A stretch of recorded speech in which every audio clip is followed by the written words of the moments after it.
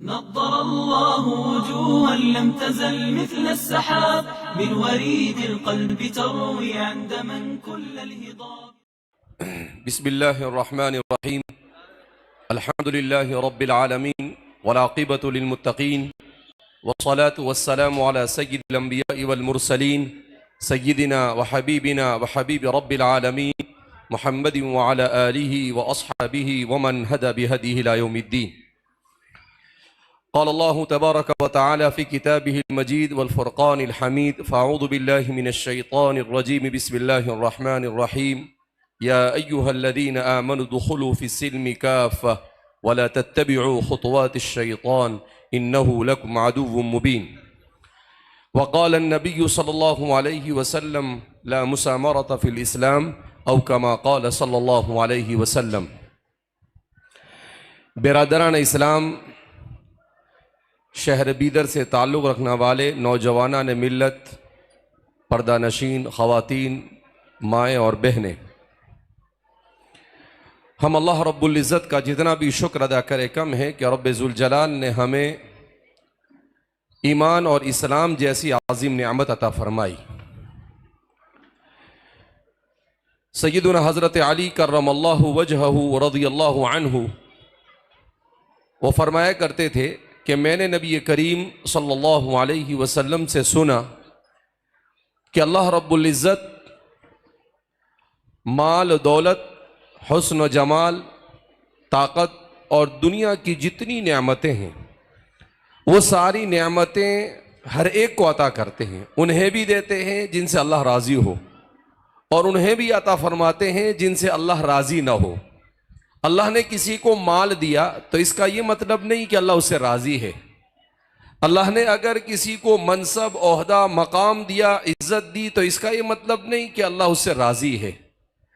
अगर अल्लाह ने किसी को कसरत से औलाद दी तो इसका भी ये मतलब नहीं कि अल्लाह उससे राज़ी है। अगर अल्लाह ने किसी को इल्म दे दिया तो इसका भी ये मतलब नहीं कि अल्लाह उससे राज़ी है। गर्ज़े के जितनी नेमतें आप शुमार करो उन सारी नेमतों में सय्यदुना हज़रत अली कर्रमल्लाहु वजहहु फरमाते हैं कि अल्लाह ईमान उन्हीं लोगों को अता फरमाता है जिनसे अल्लाह राज़ी होता है। जिनसे अल्लाह राज़ी नहीं, जिनको अल्लाह रब्बुल इज़्ज़त को जो लोग महबूब नहीं, अल्लाह उन्हें ईमान की नेमत से महरूम रखता है। अल्लाह का हम कितना शुक्र अदा करें जिस रब्ब करीम ने मुझे और आपको ईमान जैसी अजीम नेमत अता फरमाई। मगर बड़ा अफसोस का मकाम है कि आज असरी तालीम और जदीद टेक्नोलॉजी के जाल में हमारा नौजवान और हमारी नस्ल ऐसी फंसती चली जा रही है कि वो कौड़ियों के दाम ईमान को बेचने के लिए तैयार हो जाती है। मामूली से मामूली चीज़ों के लिए ईमान को बेचने के लिए तैयार हो जाती है। ईमान का बेचना खुदा की कसम दुनिया का सबसे घटिया सौदा है। इससे घटिया सौदा दुनिया में कोई नहीं हो सकता है। और इसका अंदाज़ा इंसान को कब होगा? जब वो अल्लाह के दरबार में हाजिर होगा, जब मरेगा, आंख बंद होगी, उसके बाद उसको एहसास होगा कि मैंने बड़ा गलत काम किया। लौ अन्ना लना कर्रतन फनकून मिनल मुहसिनीन, वो कहेगा ए काश मुझे दोबारा दुनिया में भेज दिया जाए, मैं बेहतरीन इंसान बनकर आऊँगा। मगर अल्लाह की तरफ से ऐलान होगा कि अब कोई चांस नहीं। विलादत से लेकर मौत तक चांस ही चांस था। हर मिनट, हर सेकंड, हर वक्त अल्लाह ने इंसान को चांस दिया। इंसान को दुनिया में हिदायत पर आने के लिए, सही रास्ते पर आने के लिए अल्लाह जितने चांस देता है, दुनिया में इतने चांस कहीं कभी किसी को नहीं मिलते। क्यों? इसलिए कि मौत अल्लाह के कब्जे कुदरत में है। अल्लाह जब चाहे मौत दे सकता है। अगर अल्लाह ने 50, 60, 70 साल जिंदगी दी तो आप उस 60, 70 साल जिंदगी में आप मिनट को शुमार करो, जितने मिनट हैं उतने चांस मिले आपको। इसलिए कि अल्लाह आपको कभी भी अपने पास बुला सकता था, मगर अल्लाह रब्बुल इज़्ज़त ने आपको मौका दिया। नुमली लहुम, अल्लाह फरमाते हैं हम मोहलत देते हैं। इंसान को कहते हैं कि चलो आज नहीं कल सुधर जाएगा, आज नहीं कल उसको समझ में आ जाएगा, आज नहीं कल वो हमारे तरफ लौट आएगा। कुरान करीम में अल्लाह कितने प्यारे अंदाज में बयान करता है, कुल इबादियल्लज़ीना असरफू अला अनफुसिहिम ला तक़नतू मिन रहमतिल्लाह, मेरे उन बंदों से कह दो जिन्होंने अपने ऊपर जुल्म किया है, अल्लाह की रहमत से ना उम्मीद ना हो। अल्लाह अकबर। अल्लाह का खिताब देखो कैसे खिताब कर रहा है, कुल मोहम्मद अरबी सल्लल्लाहु अलैहि वसल्लम, आप कह दीजिए मेरे इबादी, मेरे उन बंदों से कह दो। क्या कह रहे हैं अल्लाह? मेरे उन बंदों से कह दो जिन्होंने अपनी जात पर ज्यादती की है, गुनाहों में जिंदगी गुजार रहे हैं, जलालत और गुमराही के साथ जिंदगी गुजार रही, ला तक़नतू मिन रहमतिल्लाह, अल्लाह की रहमत से ना उम्मीद ना हो। कहा अल्लाह के राह पर तौबा का दरवाजा खुला हुआ है, जब भी तुम कहोगे कि अल्लाह मैं हाजिर हूं, अल्लाह कहेगा लब्बे कि मेरे बंदे। इसीलिए रिवायतों में आता है कि एक आदमी ने 80 साल तक बुत की इबादत की, सनम सनम कहता रहा। एक मर्तबा गलती से उसकी जबान से निकल गया समद, तो फरमाते हैं अल्लाह ने कहा लब्बैक या अब्दी। कहा गलती से भी निकला तब भी कहा कि अल्लाह। इसीलिए कहते हैं रहमत खुदा बहाना मिजोयत, अल्लाह की रहमत बहाना तलाश करती है कि बंदा कब अल्लाह की तरफ लपके। एक बुजुर्ग से किसी ने पूछा कि हजरत, जो बंदा तौबा न गुनाह करे वो अल्लाह के यहाँ पर ज्यादा महबूब है या गुनाह न करे वो महबूब है? तो बुजुर्ग ने बड़ा अच्छा सवाल किया साइल से। आपने सवाल किया कि वो जो सवाल करने वाला था वो पहले जमाने में जो कपड़ा बनाते थे तो उसमें ताना और बाना इसको जोड़ते थे, यानी सीधा एक धागा होता था और एक, तो उस धागे को ताना और बाने को जोड़कर कपड़ा बनता था। तो उन्होंने सवाल किया कि आप जब कपड़ा बनाते हो अगर कोई धागा टूट जाता है तो क्या करते हो? कहा उस धागे को पकड़कर हम गांठ लगा देते हैं। कहा उसके बाद कपड़ा बनने तक मुसलसल उस पर नजर होती है। कहा ऐसे ही जो बंदा अल्लाह से टूटता है और टूटने के बाद जुड़ता है तो अल्लाह की निगाह हमेशा उसके ऊपर रहती है कि कहीं ये बंदा दोबारा टूट ना जाए। अल्लाहु अकबर। हमने अल्लाह की रहमत का अंदाजा नहीं लगाया, हम दुनिया की नेमतों में मस्त हो गए। जैसे हाथी मस्त हो जाता है, शराब पीने वाला मस्त हो जाता है। नेमतों की कदर, क्योंकि हमारे इर्द गिर्द नेमतों की रेल पे है। इतनी नेमतें अल्लाह ने अता फरमाई, व इन तऊदू निअमतल्लाहि ला तुहसूहा, कि अगर अल्लाह की नेमतों को शुमार करना चाहो तो तुम शुमार नहीं कर सकते हो। तो इसलिए इन नेमतों की ज्यादती ने हमें क्या किया? अल्लाह की नाफरमानी पर आमादा कर दिया। कुरान करीम में अल्लाह रब्बुल इज्जत ने कहा मा गर्रक बिरब्बिकल करीम। एक बुजुर्ग कुरान पढ़ रहे थे, जब इस आयत करीमा पर पहुंचे तो कहने लगे करमुका या रब, करमुका या रब। अल्लाह सवाल करता है मा गर्रक बिरब्बिकल करीम, ए पढ़ने वाले, ए मुसलमान, ए इंसान, तेरे रब से तुझे किस चीज ने धोखे में डाल रखा है? तो बुजुर्ग ने कितना अच्छा कहा करमुका या रब, ए अल्लाह तूने हमारे साथ करम किया इसीलिए हम तुझसे दूर है। अगर तू ऑन द स्पॉट हमारी गिरफ्त करता तो कभी भी हम बिगड़ते नहीं। कहा अल्लाह तेरी रहम और तेरी करम का हम गलत फायदा उठा रहे हैं। तो कहते करम का या रब, ए अल्लाह तूने करम किया इसीलिए हम गुनाहों के, कुरान करीम में अल्लाह खुद फरमाते हैं वलौ युआखिदुल्लाहु अन्नास बिमा कसबू मा तरका अला ज़हरिहा मिन दाब्बा, अगर अल्लाह गुनाहों पर ऑन द स्पॉट इंसान की गिरफ्त करता, यहां गुनाह हुआ यहीं पर इसको पकड़ो, तो फरमाते मा तरका अला ज़हरिहा मिन दाब्बा, रोए जमीन पर एक रेंगता हुआ जानवर बाकी ना रहता। मेरा और आपका नंबर ही नहीं लगता। ये जमीन और आसमान और ये मखलूक कब से खत्म कर दी गई होती। लेकिन अल्लाह ने निजाम बनाया है कि हर एक के लिए जिंदगी लिखी है और वो अपनी जिंदगी का निसाब पूरा कर कर जाता है। जब उसकी जिंदगी का निसाब पूरा होता है फिर उसके बाद अल्लाह रब्बुल इज्जत उससे उसका हिसाब लेगा। लिहाजा हमें इस बात को समझना है कि ये सिर्फ दुनिया ही सब कुछ नहीं है। आज का इंसान क्या समझ बैठा है, आज के वालिदैन क्या समझते हैं कि हम अपने बच्चे को डॉक्टर बनाए, हम अपने बच्चे को इंजीनियर बनाए, हम अपनी बच्ची को डॉक्टर बनाए। एक साहब मुझे कहने लगे मौलाना ये हमारी बच्चियों को बहुत समझाने की जरूरत है। मैंने कहा क्यों, क्या हुआ?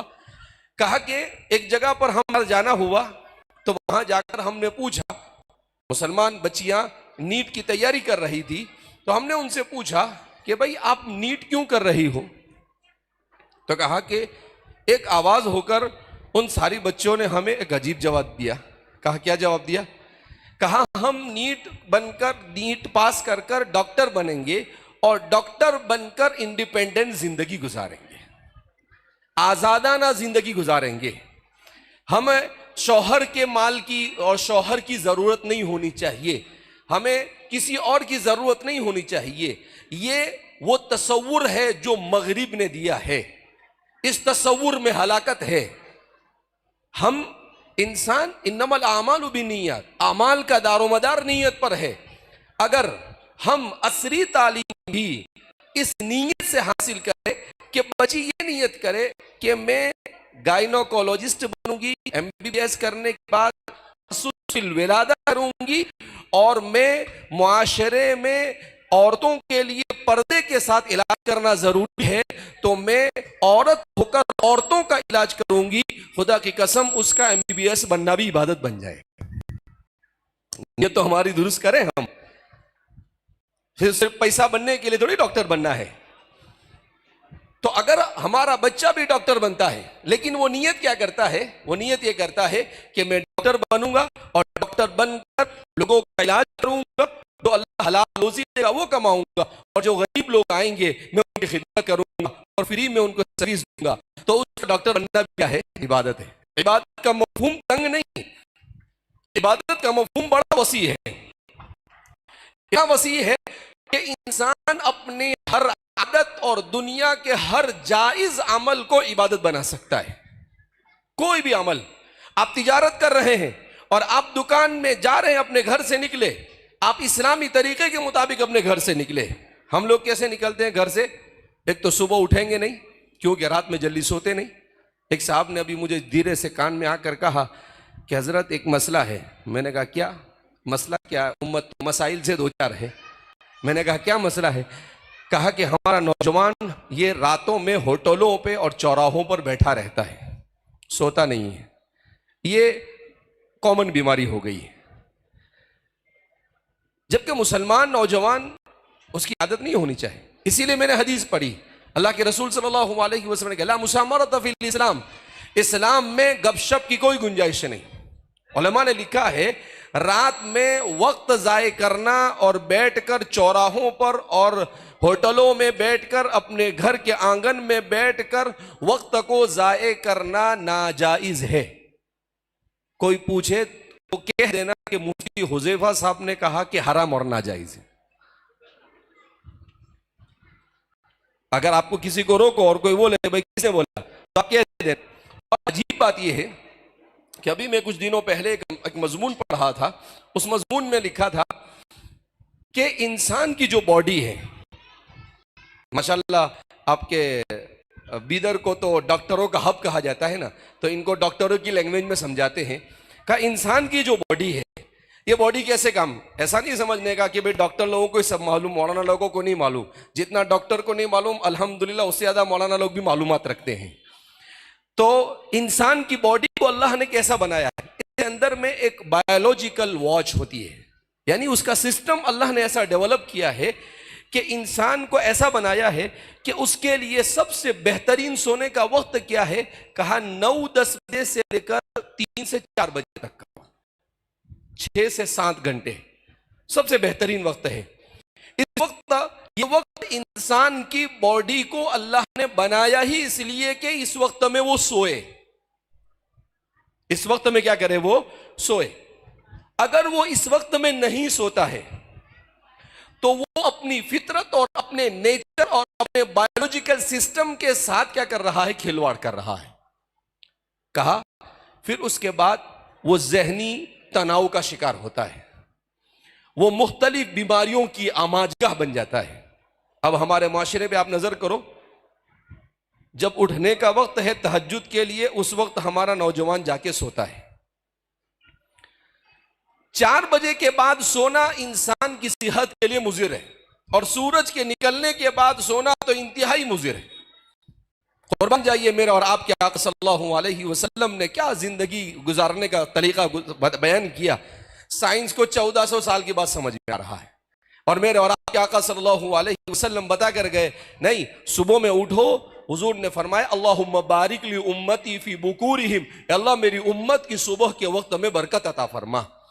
हुजूर ने सुबह में फजर के वक्त और फजर के बाद सोने को पसंद नहीं किया, और पूरी उम्मत फजर ही नहीं पढ़ती है 90%, तो और जो फजर के लिए उठते भी है वो ऐसे फजर पढ़ते हैं जैसे अल्लाह पर एहसान कर रहे हो। जल्दी से फजर पढ़ेंगे और फजर पढ़ेंगे, अभी तो इमाम साहब ने एक तरफ सलाम किया, दूसरी तरफ खुद ही सलाम फेर के चले जाएंगे और जाके घर पे क्या करेंगे, सो जाएंगे। कहा क्यों? रात में सोए। अबे किसने कहा तो रात में मत सो, मजलिसबाजी से फुर्सत नहीं है। तो अगर हम अपनी जिंदगी को रसूलुल्लाह सल्लल्लाहु अलैहि वसल्लम के बताए हुए तरीके के मुताबिक गुजरेंगे, खुदा की कसम दुनिया और आखिरत की कामयाबी उसमें मुज़मर है। आज जो बीमारियां हमारे मुआशरे के अंदर में पनप रही है, इन बीमारियों की वजह क्या? हमारा लाइफ स्टाइल ये रसूलुल्लाह सल्लल्लाहु अलैहि वसल्लम का वाला लाइफ स्टाइल नहीं रहा। अभी हमारे एक दोस्त ने मुझे एक छोटी सी क्लिप भेजी, वो देख रहा था तो एक चाइनीज बच्चा वो चाइनीज जबान में बोल रहा था और अरबी में उसका ट्रांसलेशन आ रहा था। उसमें लिखा कि बच्चे की तरबियत का आगाज दस्तरखान से होता है। क्या बता रहा था वो? बच्चे की तरबियत का आगाज कहां से होता है? दस्तरखान से। कहा कैसे? कहा कि अगर दस्तरखान पर माँ बाप ने बच्चे की सही तरबियत कर ली तो वो बच्चे की तरबियत आहिस्ता आहिस्ता वो खुद बेहतरीन इंसान बनेगा। और फिर उसने क्या बात लिखी? वो क्या कहता है? कहा कि दस्तरखान पर जब तक के घर के सारे अफराद मिलकर न बैठ जाए खाना शुरू नहीं करना चाहिए। ये किसकी सुन्नत है? रसूलुल्लाह सल्लल्लाहु अलैहि वसल्लम की सुन्नत है। आप सल्लल्लाहु अलैहि वसल्लम ने कहा कि एक जगह पर मिलजुल कर बैठकर खाना चाहिए। हम अलग अलग प्लेट में खाना निकाल कर खाना और टेबल पर बैठकर खाना, टेबल पर बैठकर खाने से भी बीमारियां होती है। जमीन पर बैठकर खाना, तो फरमाया कि कितनी छोटी छोटी सुन्नतों के अंदर में इंसान के फवाइद है।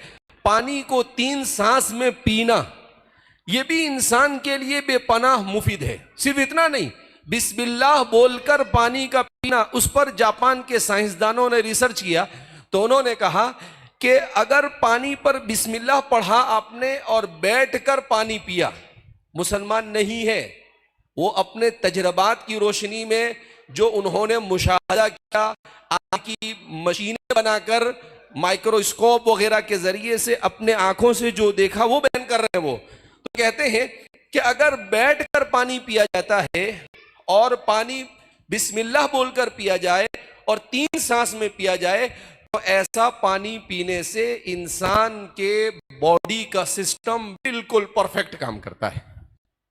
और अगर उसी पानी को बगैर बिस्मिल्लाह के पिया जाए, खड़े होकर पिया जाए और उस पानी को इंसान एक सांस के अंदर में पी जाए, कहा कि उससे इंसान को हलक की बीमारियां भी होती है, मैदे की बीमारियां भी होती है और इंसान के फेफड़े की बीमारियां होती है।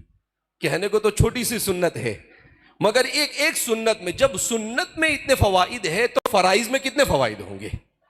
अभी इस वक्त दुनिया के अंदर में जो एक बीमारी कॉमन होने लगी, वो बीमारी क्या है कि इंसान के कमर में, बैक में तकलीफ होती है। बहुत सारे लोग इस बीमारी के अंदर में मुब्तला है, हर आदमी। तो अब अभी कुछ दिनों पहले हमारे दोस्त ने मुझे एक रिपोर्ट भेजी। उस रिपोर्ट में बताया कि कमर का दर्द कैसे खत्म हो। का कमर का दर्द खत्म करने के लिए जमीन पर इस तरीके से आदमी को झुकना चाहिए। जब मैंने उसको देखा तो खुदा की कसम रसूलुल्लाह सल्लल्लाहु अलैहि वसल्लम ने सजदा इसी तरीके से करने की तालीम दी। कहा आप उसी अंदाज में सजदा, अल्लाह के रसूल सल्लल्लाहु, हम सजदा भी करते हैं, रुकू भी करते हैं, मगर हमारा सजदा अल्लाह के रसूल जैसा नहीं होता है, हमारा अपनी स्टाइल का होता है।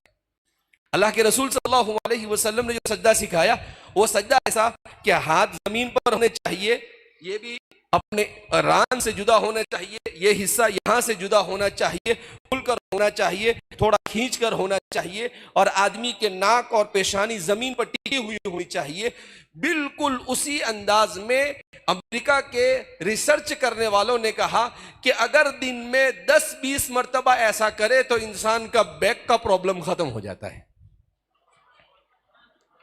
अल्लाह के रसूल के एक एक सुन्नत पर। तो मैं कह रहा था कि वो चाइनीज वो क्या कह रहा था कि खाने का तरीका यह है कि सब इकट्ठा बैठकर खाए, जब तक कि बड़े लोग ना आ जाए खाना शुरू ना करें ताकि छोटों में बड़ों का इकराम दाखिल हो। कौन बोल रहा है? एक चाइनीज बोल रहा है। उसके बाद उसने कहा कि जब खाने के लिए बैठे तो हर एक अपने अपने सामने से खाना खाए, एक दूसरे के सामने से छीना झपटी ना करें। उसके बाद वो कहता है जब खाने से फारिग हो जाए तो फारिग होने पर हर आदमी अपना बर्तन उठाकर और उसको उठाकर हर एक उसमें शरीक हो काम करने और फिर उसके बाद उसको रखे। उसने कहा कि अगर इस तरीके से खाने का सिस्टम घर के अंदर में डेवलप किया जाए उससे क्या फायदा होगा? उससे एक तो घर में इज्तिमाइयत पैदा होगी, घर में इख्तिसार और इंतशार है वो नहीं बाकी रहेगा। दूसरा, छोटे और बड़ों में मोहब्बत पैदा होगी। और तीसरा, आदमी अपना हर काम खुद से करने का आदी बनेगा।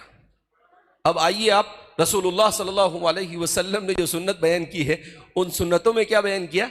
हजरत अनस बिन मालिक रज़ी अल्लाह ताला अन्हु फरमाते हैं कि रसूलुल्लाह सल्लल्लाहु अलैहि वसल्लम हमारे घर पर तशरीफ लाए तो आप सल्लल्लाहु अलैहि वसल्लम खाने के लिए बैठे तो मेरा छोटा भाई था वो भी आपके साथ खाने के लिए बैठ गया। तो आप सल्लल्लाहु अलैहि वसल्लम छोटे से थे, वो 2 साल का बच्चा था। तो आप सल्लल्लाहु अलैहि वसल्लम ने ये समझकर ये तो 2 साल का बच्चा है इसको क्या है छोड़ दो, नहीं, आप सल्लल्लाहु अलैहि वसल्लम ने उसको कहा बेटा कुल बिस्मिल्लाह, पहले बिस्मिल्लाह पढ़ो फिर खाना खाओ। कुल मिम्मा यलीक, जो अपने सामने है उसे खाओ। वो छोटा सा बच्चा था तो इधर उधर हाथ पका नहीं, अपने सामने वाला खाओ। तो आप सल्लल्लाहु अलैहि वसल्लम ने उसे खाने के उन्हीं चीजों को आज चाइना के साइंसदान ये कह रहे हैं कि ये चीज इंसानी मुआशरे में अखलाक और आदाब को डेवलप करने के लिए बहुत जरूरी है। इसीलिए हकीमुल उम्मत मुजद्दिद मिल्लत हज़रत थानवी रहमतुल्लाह अलैह फरमाते हैं जिस जमाने में भी दुनिया की बातिल कोई ताकत भी अगर वो तरक्की करेगी तो वो मुसलमानों के उसूल को लेकर ही तरक्की करेगी। हमने अपने आदाब अपने अखलाक और अतवार को छोड़ा तो जो हमारे आदाब अखलाक और अतवार को इख्तियार करेगा अल्लाह उसे रियासत और सियासत की कुर्सी पर बिठा देगा। उनके अंदर मेहनत, वक्त की पाबंदी। एक मरतबा मेरा चाइना जाना हुआ, मैंने रास्ते में किसी एक आदमी को भी मोबाइल इस्तेमाल करते हुए नहीं देखा। एक फैक्ट्री में हम गए, वहां पर हमारे किचन के लिए कुछ सामान देखना था तो मैंने देखा एक भी आदमी के पास मोबाइल नहीं। हर आदमी उसको जो काम सौंपा गया है अपने काम के अंदर में मस्त और मगन है। कोई बिल्कुल पूरी तरकीज के साथ पूरी तवज्जो के साथ हर एक अपने अपने काम के अंदर में मशगूल है। कोई किसी के साथ बातचीत भी नहीं करता है, उनके ऊपर कोई सुपरवाइजर भी नहीं है। तो जब ये चीजें, कोई कौम ऐसे ही तरक्की नहीं करती है, अल्लाह रब्बुल इज्जत ने निजाम बनाया है। जब कोई कौम मेहनत करती है, फिक्र करती है, अपने अखलाक और अतवार को सुधारती है तो फिर अल्लाह रब्बुल इज्जत उसे दुनिया की क़ियादत और सियादत अता करते हैं। इसलिए ज़रूरत इस बात की है कि खुद हम अपने दीन को समझें, अपने दीन की तालीमात पर अमल करें। इस्लाम वही दीन है जो अखलाक से दुनिया में फैला है। इस्लाम अखलाक से फैला है दुनिया में। इस्लाम दुनिया में तलवार के जोर पर नहीं फैला है। जो लोग ये प्रोपेगेंडा करते हैं वो इस्लाम की तारीख से वाकिफ नहीं, या तो वाकिफ है मगर झूठ फैलाने का काम कर रहे हैं। अल्लाह के रसूल सल्लल्लाहु हजरत मौलाना अबुल कलाम आज़ाद साहब मरहूम ने अपनी किताब के अंदर में बड़ी अजीब बात लिखी है। हजरत ने लिखा, मैंने रसूलुल्लाह सल्लल्लाहु अलैहि वसल्लम की जिंदगी में लड़ी गई तमाम जंगों में मुसलमानों के और मुसलमानों के मद्दे मुकाबिल जो लोग कत्ल किए गए, जो शहीद हुए, जो मारे गए, उनका जब मैंने शुमार किया तो मदीना आने के बाद 10 साल में 1000 से भी कम लोग मारे गए। तो फरमाया ये दुनिया का वाहिद इनकलाब ऐसा है जो इतनी कम जानों के जिया के बाद दुनिया के अंदर में इनकलाब बर्पा हुआ। वरना आप देखो दुनिया के अंदर में यूरोप ने जो इनकलाब बर्पा किया, हिरोशिमा और नागासाकी के अंदर में लाखों इंसानों को मौत के घाट उतार दिया गया। आज भी वहां पर अपाहज लोग पैदा होते हैं। दुनिया के खित्तों का मुताला करो। अमेरिका ने जब अमेरिका को आबाद किया, क्रिस्टोफर कोलंबस ने नई दुनिया की दरियाफ्त के नाम पर तो रेड इंडियंस, या ऐसा कहा जाता है कि तकरीबन 11 मिलियन, 1 करोड़ से ज्यादा रेड इंडियंस लोगों को मौत के घाट उतार दिया गया, जबकि वो वहां के असल बाशिंदे थे। तो दुनिया के तमाम इनकलाब के पीछे आपको खून नजर आएगा, मगर एक इनकलाब ऐसा है, इनकलाब मोहम्मदी, जिसके पीछे सिर्फ और सिर्फ आपको इखलास, मोहब्बत और अखलाक नजर आएंगे, उसके अलावा कुछ नजर नहीं आएगा। क्यों? कि मेरे आका रहमतुल लिल आलमीन थे, आप पूरी दुनिया के लिए रहमत बनकर आए, और आपने अल्लाह अकबर जो जिंदगी गुजारी। अभी बंगलोर के अंदर में एक सीरत का एग्जीबिशन हुआ, वहां पर हमारा जाना हुआ, तो हजरत मौलाना खालिद बेग साहब नदवी दामत बरकातहुम, उन्होंने बड़ा अच्छा कॉन्सेप्ट किया, मुसलमानों को अलग अलग जगह पर इस तरह का करना चाहिए कि आप सल्लल्लाहु अलैहि वसल्लम का हुजरे मुबारका कैसा था, तो वैसा ही बनाया कि आपका हुजरा इतनी साइज का था, आपका पलंग ऐसा था, आपका गद्दा ऐसा था, आपके ज़माने की मस्जिद कैसी थी, आप किन किन चीज़ों को खाते थे, उन सारी चीज़ों को वहाँ पर उसके मॉड्यूल बनाए थे, बिल्कुल वैसे ही जैसे थे। हज़रत मौलाना खालिद बेग साहब फरमाते हैं कि एक वाइट अमेरिकन या यूरोपियन आदमी जो किसी कंपनी का ओनर था, वो हमारे एक दोस्त उसको लेकर आए, तो वो एथिस्ट था, यानी अल्लाह को नहीं मानता था। कहा जब वो आया और उसने अल्लाह के रसूल सल्लल्लाहु अलैहि वसल्लम के हुजरे मुबारका को देखा, तो उसके आंखों से आंसू आ गए और कहने लगा, दुनिया में इतना अजीम इनकलाब बर्पा करने वाला इंसान इतनी सादगी के साथ जिंदगी गुजार कर गया। फिर कहा वो अल्लाह के रसूल सल्लल्लाहु अलैहि वसल्लम के जमाने की मस्जिद नबवी कैसी थी, उसका मॉड्यूल बनाया था। कहा जब वो वहां पर आया तो वो आपे से बाहर हो गया और वो हमसे कहने लगा, अगर इजाजत हो तो आप लोग जैसे नमाज पढ़ते हो, मैं यहां पर नमाज पढ़ लूं, मेरा दिल ये करता है कि मैं नमाज पढ़ूं। ये अल्लाह के रसूल की जिंदगी को इस जमाने में इस अंदाज में फरमाते हैं कि ऐसे बड़े बड़े वुज़रा आए, उन्होंने जब देखा, अक्सर लोग अल्लाह के रसूल के हुजरे मुबारक को जो हमने बनाया था उसमें जब गए रो दिए। मैं भी जब वहां पर पहुंचा तो मेरी आंखों से भी आंसू आ गए। तो अल्लाह के रसूल सल्लल्लाहु अलैहि वसल्लम की सीरत को पढ़ा ही नहीं हमने, हम सिर्फ एहसास कमतरी में मुब्तला है, इसलिए हम असली तालीम हासिल कर रहे हैं, मगर असली तालीम के हासिल करने का क्या मतलब है? हम सब कुछ दुनिया के लिए अपना बेच देंगे, अपने अपने अखलाक को भी बेच देंगे, अतवार को भी बेच देंगे, अपने दीन को भी बेच देंगे। नहीं, अगर आप इस्लामी अक़दार के साथ डॉक्टर बनेंगे, खुदा की कसम इंसानी मुआशरे में आपसे बेहतर कोई डॉक्टर नहीं हो सकता है। आप इख्तियार तो करें इस्लामी अखलाक और अतवार को, फिर देखो दुनिया के अंदर में लोग कैसे है। इसलिए कि लोगों के दिल पैसों से और ताकत से नहीं जीते जाते, दिलों को जीतना अखलाक से होता है। अच्छी बात बोलो, अच्छे अखलाक से पेश आओ, तो अच्छे से नफरत करने वाले के दिल में भी मोहब्बत पैदा होती है। इसीलिए हकीमुल उम्मत मुजद्दिद मिल्लत हज़रत थानवी रहमतुल्लाह अलैह फरमाते हैं कि जिस जमाने में मुसलमानों के खिलाफ नफरत फैलाई जा रही हो, उस जमाने में मुसलमानों को 2 काम करने चाहिए। एक तो ये कि मुसलमानों को अपने अखलाक को सुधारना चाहिए और खुद इतने बेहतरीन अखलाक इख्तियार करने चाहिए जो इस्लाम ने बयान किए हैं कि किसी को तकलीफ न पहुंचाए, और दूसरा इस्लाम के महासिन को और इस्लाम की खूबियों को लोगों के सामने बयान करना चाहिए। कहा खुद ब खुद नफरत काफूर हो जाएगी। लिहाजा जरूरत इस बात की है कि हम जमा होते हैं, माशाल्लाह हमारी इतनी सारी बड़ी तादाद में माएँ और बहनें आई। आज सबसे बड़ी जिम्मेदारी हमारी नस्लों की तरबियत की अगर किसी के कांधे पर है तो हमारी माओ और बहनों के ऊपर है। अगर हमारी माएँ और बहनें अपनी जिंदगी के अंदर में इस्लामी अखलाक और अक़दार को जगह देती है, ये दुनिया मरने से पहले जन्नत बन जाएगी। ये दुनिया ही में जन्नत बन जाएगी। इसलिए कि नस्लें कहां पर पलती और बढ़ती है? ये माओ की गोद में पलती और बढ़ती है। जब मां की गोद बेहतरीन गोद होगी तो मुआशरे के अंदर में बेहतरीन इंसान वजूद में आएंगे। आखिर में एक आयत करीमा आपको समझा कर अपनी बात को ख़त्म करता हूँ। अभी जुमा के दिन हम सफ़र में थे, तो हमारे साथ हमारे इंग्लिश स्कूल के डायरेक्टर जावेद साहब मेरे साथ थे। तो मेरी आदत है कि अगर कोई सफ़र में साथ में है तो उसके साथ भी कुछ ना कुछ डिस्कस किया जाए, ऐसा नहीं खामोश बैठे रहे आदमी सूफी साहब के जैसा। तो मैं सूरह कहफ की तिलावत करने लगा, जुमा का दिन था, एक दो सफ़े पढ़े, फिर मेरे दिल में आया तो मैंने उनसे सवाल किया कि जावेद सर, जी, मैंने कहा ये सूरह कहफ जुमा के दिन क्यों पढ़ी जाती है? कहा नहीं मालूम। मैंने कहा यही मसला है उम्मत के साथ, 90% तो पढ़ते नहीं, और जो 10% पढ़ते हैं वो सिर्फ तोते की तरह पढ़ लेते हैं। मगर अल्लाह क्यों परवाह, अल्लाह के रसूल ने क्यों उसके पढ़ने को कहा कि जो शख्स सूरह कहफ को जुमा के दिन पढ़ेगा, अगली जुमा तक अगर फितने दज्जाल भी आएगा तो अल्लाह उसकी हिफाजत फरमाएगा। आज पढ़ते ही नहीं हम लोग। पहले तो अच्छा खासा माहौल भी था, लेकिन अब वो माहौल भी नहीं रहा। क्यों? इसलिए कि मोबाइल ने हमारी सारी इबादतों को खत्म कर दिया।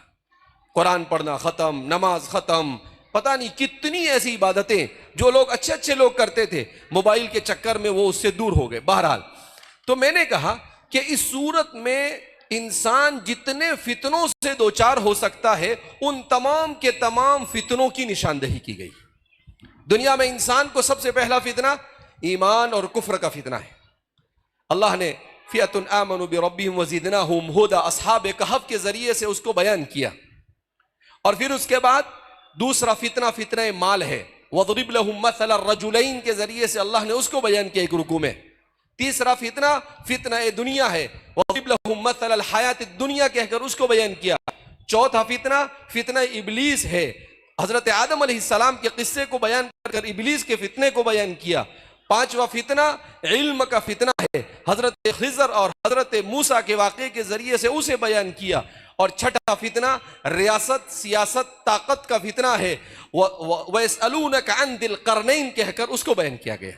मैंने कहा सारे को बयान किया, और हर फितने को बयान कर कर उसका एक सैंपल बताया, उसका एक एक सैंपल के माजी में अगर किसी ने कुफ्र किया तो उसका क्या अंजाम हुआ, और अगर किसी ने ईमान को बचाया तो उसका क्या अंजाम हुआ। अगर किसी को माल मिला, उस माल का उसके ऊपर गलत रिएक्शन हुआ, जैसा हमारे जमाने में है कि अगर थोड़ा सा माल आ जाए तो हजरत भारी भरकम गाड़ी में घूमेंगे और किसी पे नजर उठा के भी नहीं देखेंगे। एटीट्यूड इतना आ जाता है, ऐसा समझता है कि जैसे अना रब्बुकुमुल आला, कि मैं ही सबसे भारी हूं। नहीं, वला तमशी फिल अर्दि मरहा इन्नका लन तखरिकल अर्द वलन तबलुगल जिबाल तूला। कुरान कहता है जमीन पर अकड़ कर मत चल, न तो जमीन को फाड़ सकता है, न पहाड़ की बुलंदी को पहुंच सकता है। कैसे तोड़ता है इंसान के घमंड को कुरान। क्या कहता है? ला तमशी फिल अर्दि मरहा, क्या अकड़ के चलता है तो नुतफे से बना हुआ, और एक झटके में मर जाएगा अल्लाह जब चाहेगा तो। और जमीन पे अकड़ के चलता है अल्लाह, ला तमशी फिल अर्दि मरहा इन्नका लन तखरिकल अर्द, तो जमीन को फाड़ नहीं सकता और पहाड़ की बुलंदी को पहुंच नहीं सकता है। और किस चीज का एटीट्यूड और कैसा तकब्बुर तेरे दिमाग के अंदर में भरा हुआ है। हज़रत लुक़मान हकीम ने भी अपने बेटे को जब नसीहत की तो ये कहा, वला तुसअ् खद्दक लिन्नासी वला तमशी फिल अर्दि मरहा, नहीं, लोगों के सामने अपने गाल मत फुलाओ। अल्लाहु अकबर। पर्सनैलिटी डेवलपमेंट, जिसका दुनिया में बड़ा चर्चा है कि इंसान की पर्सनैलिटी और इंसान की जात मुअस्सिर होनी चाहिए। इंसान की पर्सनैलिटी कैसी होनी चाहिए, इंसान को अपना सर कैसे रखना, अपना गाल फुलाना कि नहीं फुलाना, अपना पाँव कहाँ इस्तेमाल करना, अपना हाथ कहाँ इस्तेमाल करना, अपनी आँखों को कैसे इस्तेमाल करना, अपनी ज़बान को कैसे इस्तेमाल करना, अपनी सोच को कैसे इस्तेमाल करना, इसके सही उसूल अगर किसी ने बयान किए तो अल्लाह की किताब ने बयान किए। उसके अलावा आपको कहीं नहीं मिलेंगे उसके उसूल। ये लोग जो बयान करते हैं ये सिर्फ ऐसे ही इमोशनल लोगों को करने के लिए, वरना जो सही माने में कुरान ने बयान किया वो कोई नहीं बयान कर सकता है। बहरहाल, तो मैंने फिर उसके बाद उनको समझाना शुरू किया। मैंने कहा सबसे पहला जो फितना है वो कौन सा फितना बयान किया? फितना ईमान और कुफ्र। एक जमाने में हुआ ये कि एक जालिम बादशाह, उसने ये तय किया कि मेरी पूरी रियासत के अंदर में मैं बुत परस्ती करता हूं लिहाजा बुत परस्ती होना चाहिए, दूसरा कोई भी नहीं होना चाहिए। अब क्या करें, उस वक्त तो दुनिया बड़ी छोटी थी, तो उसने क्या किया, बड़ा सा मेला लगा बुलाया और कहा, सबको कहा इसमें हाजिर हो जाओ, कोई भी अगर इसमें गैर हाजिर रहा तो हम उसके साथ निपटेंगे। और फिर उसने जो भी अपना सिस्टम बनाया था कि वो देखता था कि भाई कौन आकर बुत के सामने झुकता है और कौन नहीं झुकता है, पूरा सिस्टम उसने बनाया। अब सारे लोग आए, कुछ नौजवान भी आए। ये कुछ नौजवान ऐसे थे जो अलग अलग जगह पर रहते थे, मगर उनके दिल में ईमान की चिंगारी थी। वो आए तो सही, उस मेले तक पहुंचे, मजबूर थे, मगर आने के बाद वो अंदर नहीं गए, बाहर ही एक दरख्त के नीचे एक आदमी आकर बैठ गया, दूसरा आकर बैठा, एक दूसरे को पहचानते नहीं, 3 4 5 6 7, तो 7 8 ये जमा हो गए, कोई एक दूसरे को पहचानता नहीं। अब इंसान को अल्लाह ने इंसान बनाया ना, इंसान उनसीयत से बना है, तो वो धीरे से एक दूसरे से पूछता है, खैरियत है? तो दूसरा जी अल्हम्दुलिल्लाह। आपका नाम? तो नाम वाम कहता है, उसके बाद कहता है, जाते ही नहीं अंदर, अपने को सब पसंद वसंद नहीं है? कहा अच्छा, अपने को भी नहीं पसंद है। तो वो तीसरा सुनता है, कहा अच्छा, मुझे भी नहीं पसंद है। फिर चौथा सुनता है, करे तो अपने जैसे तीनों, वो भी धीरे से करीब आता है, बोले मेरे को भी ये पसंद नहीं है। पांचवा सुनता है, कहा मुझे भी ये पसंद नहीं। ऐसा करके ये 7 जमा हो जाते हैं, तो थोड़ा सा उनको इत्मीनान होता है कि चलो 1 न शुद्ध, 2 शुद्ध, 3 शुद्ध, 4 शुद्ध, 5 शुद्ध, इतने सारे हो गए, तो खुश हो गए वो। अब वो आपस में मशवरा करने लगे कि अपने ईमान को कैसे बचाना। तो उन्होंने ये तय किया कि अपने क्या करें, यहां से चले जाए और किसी पहाड़ में, किसी गुफा के अंदर में जाकर पनाहगुज़ीर हो जाए। उनमें से एक जानता था कि पहाड़ में, करीब में पहाड़ में कोई गुफा है, हम वहां पर चले जाते हैं। तो वो आहिस्ता से वहां से निकले सब, और निकल कर जाने लगे। तो एक कुत्ते ने देखा कि कुछ लोग जा रहे हैं, तो वो भी उनके साथ हो गया। अल्लाह अकबर।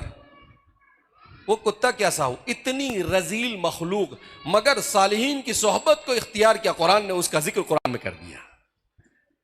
कहा जब एक कुत्ता सालिहीन के साथ रहा, सिर्फ चला, तो अल्लाह ने उसको जिक्र किया। अगर एक इंसान किसी नेक इंसान की सोहबत में चला जाए तो उसकी जिंदगी में कैसा इनकलाब आ सकता है। अल्लाह अकबर। अब हो गए, जाकर क्या हुआ, वो लोग गार के अंदर में गए। अब थक गए थे बेचारे, लंबा चलकर गए थे पहाड़ पर चढ़कर। अब वो गए और जाकर सोए। सोए कैसे सोए, उठे ही नहीं, अल्लाह ने उठाया ही नहीं उनको। और फिर कुरान ने जो उसकी तफसील को बयान किया, अल्लाह अकबर, पूरा साइंस सिस्टम फेल हो जाता है। तो कुरान कहता है कि जब सूरज निकलता था तो कहीं उनके चेहरे पर सूरज की गर्मी आ जाए, और गर्मी आने की वजह से वो उठ ना जाए, तो हम सूरज को थोड़ा सा साइड पे कर देते थे। तो पूरा सिस्टम बयान किया। आखिर में जो कुरान करीम ने उनके वाक़े के आखिर में एक बात बयान की है, वो बात आपको बताता हूं मैं। कुरान क्या कहता है, वलियतलत्तफ़ अहदा। वो गए, वो सो गए। वो कितने साल सोए? 309 साल सोए। कितने साल सोए? अजीब, अल्लाह रब्बुल इज्जत ने जो बयान किया कि 309, अगर 309 को ज़र्ब लगाए सूरज के एतबार से तो 300 होंगे, और चांद के एतबार से लगाए तो हर 100 साल में 3 साल बढ़ते हैं। तो चांद के एतबार से 309 और सूरज के एतबार से 300। साइंसदानों को आज पता चलता है, और कुरान पूरा कैलकुलेशन कर कर बताकर क्या हो गया, चला गया। खैर, अब वो उठे, तो उठने के बाद अल्लाह ने ऐसा निजाम बनाया, खाना नहीं, पानी नहीं, कुछ नहीं, ना उनके नाखून बढ़े, ना उनके बाल बढ़े, ना उनके कपड़े मैले हुए, कुछ नहीं हुआ। कुरान तो यहां तक के बयान करता है कि अगर इंसान एक ही तरफ सोता पड़ा रहे तो इंसान का उस तरफ का पूरा हिस्सा सुन्न हो जावे। का कुरान कहता है, वनुक़ल्लिबुहुम ज़ातल यमीनी व ज़ातश शिमाल, और नींद में हम कभी उन्हें दाईं तरफ करवट दिलाते थे और कभी बाईं तरफ करवट दिलाते थे। वो का करवट लेते थे ताकि उनको एक तरफ सोने वाला सोइलिन की वजह से कोई परेशानी। पूरा साइंटिफिक कुरान ने बयान किया। उसके बाद क्या हुआ, अब वो उठे। उठने के बाद वो आपस में एक दूसरे से बात करने लगे। क्या बात करने लगे, अब भूख लगी उन्हें। कितने साल के बाद भूख लग रही? 309 साल के बाद। इसका मतलब क्या, हर चीज अल्लाह की मर्जी से होती है। हर चीज किसकी मर्जी से होती है? 309 साल तक अल्लाह ने चाहा उन्हें भूख न लगे तो भूख लगी नहीं। 309 साल तक अल्लाह ने चाहा वो न मरे, बगैर खाए पिए भी कुछ ना होने, कुछ नहीं हुआ, कोई बीमारी नहीं, वो उठे।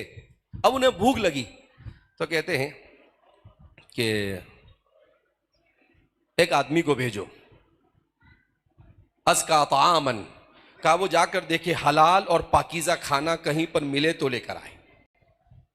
लेकिन साथ साथ में वो जो बात बयान कर रहे हैं वही बात मैं आपको बता रहा हूं, वलियतलत्तफ वला युशइरन बिकुम अहदा। कहा कि जब वो मार्केट में जाए तो वो क्या समझ रहे थे कि वो अभी सोए थे। कोई समझा 6 घंटे सोया और कोई समझा 8 घंटे सोया, उससे ज्यादा सोए नहीं, जबकि वो कितना सोए थे? 309 साल सोए। तो अब वो क्या समझ रहे थे कि वही बादशाह की हुकूमत होगी और हमको ढूंढ रहे होंगे वो, तो कहीं हमें पकड़ ना लिया जावे। इसलिए कहा कि देख भाई जा रहा है, जरा बच बचा के जाइयो, कहीं पकड़ा वकड़ा नहीं जावे, तू पकड़ा जाएगा तो हम भी पकड़े जाएंगे।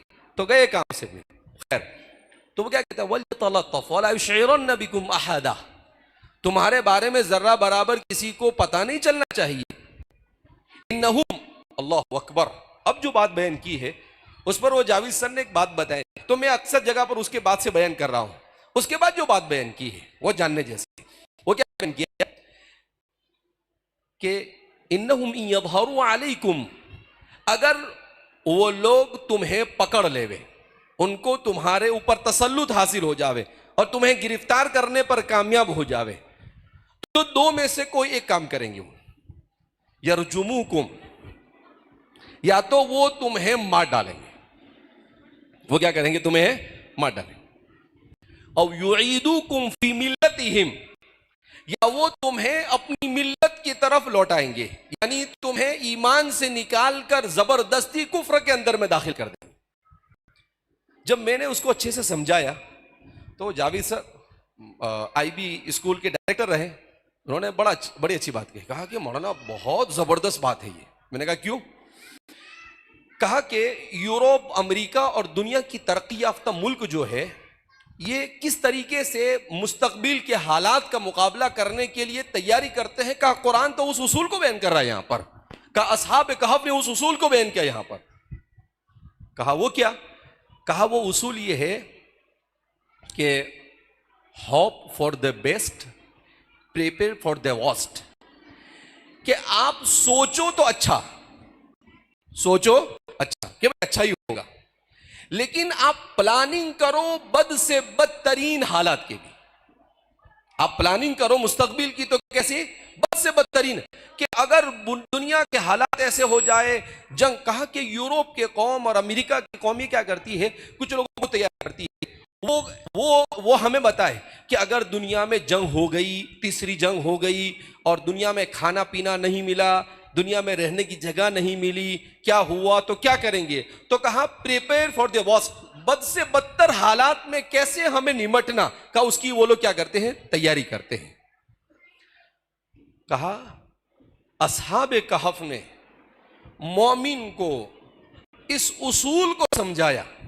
अस्हाब कहफ आपस में एक दूसरे से क्या कहते हैं कि अगर हम पकड़े गए और हमारे सामने दो ऑप्शन आए कि या तो तुम्हें इस्लाम को छोड़कर कुफ्र की वादी में भटक जाना है, इर्तिदाद से दो चार हो जाना है, या फिर तुम्हें मौत को इख्तियार करना है। कहा हम ईमान का सौदा नहीं करेंगे, हम मौत को तरजीह देंगे, मगर अपने ईमान का सौदा हरगिज नहीं करने वाले।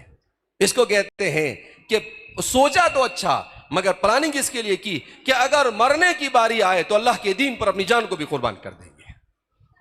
कहा इस जमाने में उम्मत को इस चीज को समझने की जरूरत है कि हम सोचे अच्छा, लेकिन प्लानिंग बद से बदतर हालात के अंदर में हमें किस तरीके से अपने और अपनी नस्लों के ईमान की हिफाजत करनी है, इसके बारे में हमें सोचना चाहिए।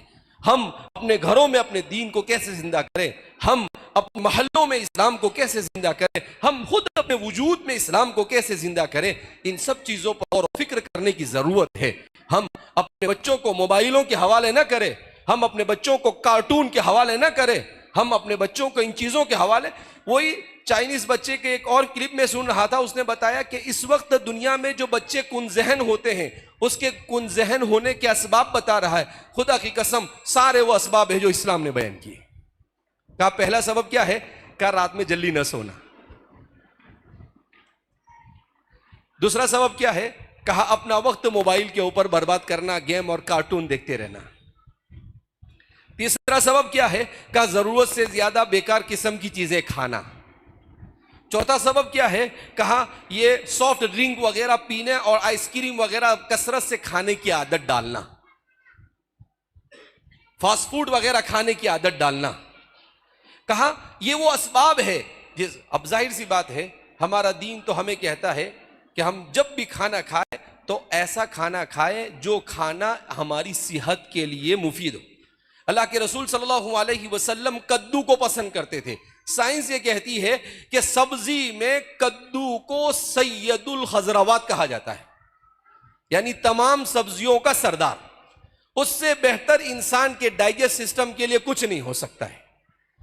हुजूर ने शहद को पसंद किया, हुजूर ने कलुंजी को पसंद किया, हुजूर ने जैतून को पसंद किया। और आज हम लोग और हमारा बच्चे किसको पसंद करते हैं? हमको वेफर चाहिए, बर्गर चाहिए, फिर हमारे बच्चे बर्गर खा के बर्गर जैसे हो जाते हैं। तो जाहिर सी बात है कि नहीं, हमें अपने बच्चों को सेहतमंद खाना खिलाना, उनकी सोच और उनकी फिक्र को अच्छा करना, उनके बारे में उन्हें अबद से बदतर हालात के लिए तैयार करना, ये वालिदैन की और मुआशरे में उलमा की, टीचरों की और सोशल वर्कर की और हर एक की जिम्मेदारी है कि हम सब मिलकर एक मुस्बत सोच और मुस्बत प्लानिंग के जरिए अपने मुआशरे के अंदर में अच्छी तब्दीली लाने की कोशिश करें। लिहाजा हम जमा हुए हैं, भीड़ भाड़ का जमा होना यह कमाल नहीं, लेकिन जो बात कही जाए उसे दिल के कानों से सुनकर उस पर अमल करना यह कामयाबी है। वरना ऐसे कहा कि भाई इतना 1000 लोग जमा हो तो क्या हुआ, जन्नत का टिकट मिल गया? कोई जन्नत का टिकट विकट नहीं मिला। नहीं, इस पर अमल करें इंसान के। नहीं, जिंदगी गुजारेंगे तो कैसे गुजारेंगे? रसूलुल्लाह सल्लल्लाहु अलैहि वसल्लम के तरीके के मुताबिक। मैं हमारे नौजवानों को, हमारे माश, हम साफ सफाई के साथ नहीं रहते। हुजूर ने कहा अन्नज़ाफ़तु शत्रुल ईमान। आज देखो हमारे गली कूचों में, मोहल्ले में कितनी गंदगी, कोई किसी को फिक्र नहीं। हम रास्तों में चलते हैं, लोगों को तकलीफ पहुंचाते हैं। अल्लाह के रसूल सल्लल्लाहु अलैहि वसल्लम ने रास्ता चलने के आदाब भी सिखाए। हुजूर ने कहा जब रास्ते पर चलो तो ऐसे चलो कि आपके चलने से किसी को तकलीफ ना हो। अब देखिए हम कहीं भी उठाकर गाड़ी पार्किंग कर देते हैं। शेखुल इस्लाम हजरत मौलाना तकी उस्मानी साहब ने जिक्र फिक्र के अंदर में ट्रैफिक और इस्लाम के नाम से एक मजमून लिखा, उसमें लिखा है कि ऐसी जगह पर गाड़ी खड़ी करना जहां पर लोगों को तकलीफ हो रही हो शरीयत में हराम और नाजायज है, क्योंकि आप लोगों को तकलीफ पहुंचा रहे हो। गाड़ी ऐसे चलाना जिससे लोगों को तकलीफ पहुंचे, यह भी नाजायज और हराम। जिस तरफ चलना चाहिए वहां पर चले, आप रॉन्ग साइड पर गाड़ी लेकर जा रहे हैं, यह भी नाजायज।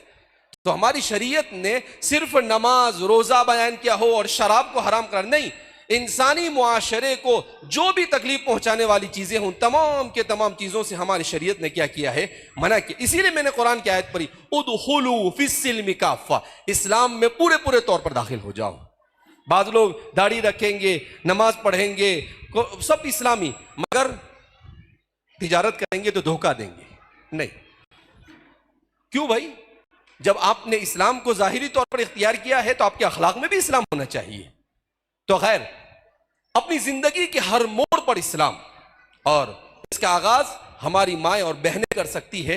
अपनी औलाद की सही तरबियत करें, वो सीखे कि तरबियत करने का तरीका क्या हो। हमारे उलमा को कुछ ऐसी औरतें जो अच्छा बोलना जानती हो, औरतों में वर्कशॉप करना चाहिए कि इस्लाम में तरबियत के उसूल क्या है। तो अपने यहां औलाद के आने से पहले तरबियत के उसूल हमें सीखने चाहिए ताकि हम अपने बच्चों की सही तरबियत कर सके। खैर, अल्लाह रब्बुल इज़्ज़त ने हम सबको यहाँ पर जमा होने की तौफीक मरहमत फरमाई, और अल्लाह रब्बुल इज़्ज़त ने मुझे कुछ टूटा फूटा कहने की तौफीक मरहमत फरमाई।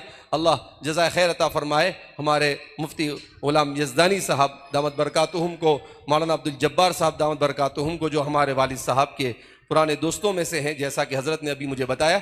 बहरहाल अल्लाह रब्बुल इज़्ज़त इन सबको जज़ाए खैर अता फरमाए। और हम दुआ करते हैं कि बीदर जिस तरीके से असरी तालीम के मुख्तलिफ इदारों का मरकज़ है, वैसे ही वो बेहतरीन मुसलमानों के नमूने का मरकज़ भी होना चाहिए। कि अगर सबसे अच्छा मुसलमान हिंदुस्तान में कहाँ देखना हो तो बीदर में जाकर देखो। उसके लिए वैसे मेहनत करनी पड़ेगी। मुश्किलें नेस्त के आसान नशवत, दुनिया में सब आसान होता है, लेकिन उसके लिए हिम्मत और इरादा करना पड़ता है। बहरहाल अल्लाह रब्बुल इज़्ज़त हम सबको असरी तालीम के सिलसिले में एक बात कहकर अपनी बात को खत्म करूं। मेरे वाली साहब नव्वरल्लाहु मक़दहु व बर्रदल्लाहु मस्जअहु वस्कनहु बुहबूहत जिनानिही फरमाया करते थे, मुसलमान डॉक्टर बने, इंजीनियर बने, कलेक्टर बने, मगर वो सबसे पहले सच्चा और पक्का मुसलमान बने। और सच्चा और पक्का मुसलमान बनने के लिए मुसलमानों के अपने तालीमी इदारे होने चाहिए। मैं कहता हूं केजी से लेकर पीजी तक, मगर ये बात जहन में रखे, सिर्फ इस्लामी और मुसलमान स्कूल और कॉलेज का टाइटल लगाने से नहीं चलेगा, बल्कि उसमें इस्लामी तशख़्ख़ुर, इस्लामी अक़दार और इस्लाम की तालीमात को जितना हो सके इम्प्लीमेंट करने की कोशिश हो, तब जाकर वो कहा जाएगा कि भाई वो मुसलमानों का स्कूल या इस्लामी स्कूल है। वरना खाली ऐसे ही आप 1 घंटा आपने पढ़ा दिया और मौलाना आए नहीं आए, पढ़ाए नहीं पढ़ाए, और क्या कहा इस्लामी स्कूल, इसको इस्लामी स्कूल नहीं कहेंगे। जगह पर तफसील के साथ मैंने बताया भी उसे। बहरहाल अब मैं मजीद वक्त न लेते हुए आप सब हजरात का ममनून व मशकूर हूँ और दुआ करते हैं कि अल्लाह रब्बुल इज़्ज़त हमें अपनी मर्जियात वाले रास्ते पर चलने की तौफीक मरहमत फरमाए, हमारे अपने और अपनी नस्लों के ईमान की हिफाजत के लिए फ़िक्रमंद होने की तौफीक मरहमत फरमाए, हर किस्म की ज़लालत और गुमराही से अल्लाह हमारी हिफाजत फरमाए। अल्लाह हम सब से राज़ी हो जाए, ऐसे अमाल की तौफीक मरहमत फरमाए। व आखिर दावाना अल्हम्दुलिल्लाहि रब्बिल आलमीन।